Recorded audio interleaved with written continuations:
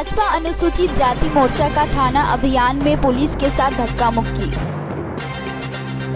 संदेश खाली में महिलाओं पर हुए अत्याचार के प्रतिवाद में रविवार की शाम भाजपा बैरकपुर सांगठनिक जिला अनुसूचित जाति मोर्चा ने बीजपुर थाने का घेराव कर प्रदर्शन किया। काचरापाड़ा के कॉलेज मोड़ से जुलूस लेकर कार्यकर्ता थाना पहुंचे। थाना के गेट पर पहले से ही पुलिस की मोर्चाबंदी थी। भाजपा कार्यकर्ताओं ने जब पुलिस का घेरा तोड़ने का प्रयास किया तो पुलिस के साथ उनकी धक्का मुक्की हुई। अनुसूचित जाति मोर्चा की संयोजक मिली विश्वास ने आरोप लगाई कि संदेश खाली में महिलाओं पर भयंकर अत्याचार हुआ है।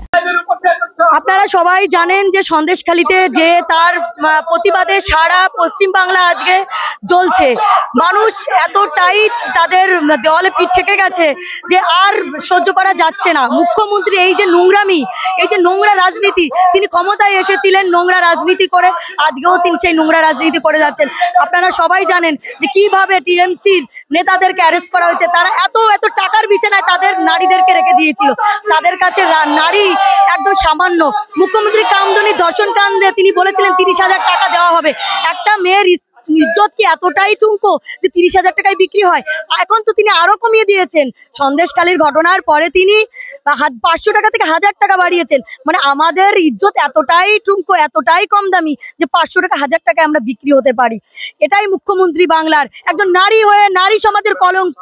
আর এই সন্দেশখালীর মানুষদেরকে তাদের ভেড়ি, তাদের জমি কেড়ে নিয়ে তাদেরকে, তার মহিলাদেরকে শুধু ভেড়ি জমি কেড়ে নিয়েই তারা শান্ত ছিল না, তারা নারীদের সম্মান, তাদের নারীদের ইজ্জত কেড়ে নিয়েছে এবং ভয় দেখানো হয়েছে যদি মুখ খোলে তাহলে তাদের হাজবেন্ডকে মেরে ফেলানো হবে, সন্তানকে জলে ডুবিয়ে মারা হবে। সেই ভয়ে তারা চুপ হয়েছিল, কিন্তু আজকে তাদের দেওয়ালে পিঠ থেকে গেছে। আর কিছু করার নেই। আর কতদিন তারা সহ্য করবে? তাই আজকে নারীরা বিক্ষিপ্ত হয়েছে, তাদের মুখ খুলেছে, তারা আজকে সমাজে এসছে।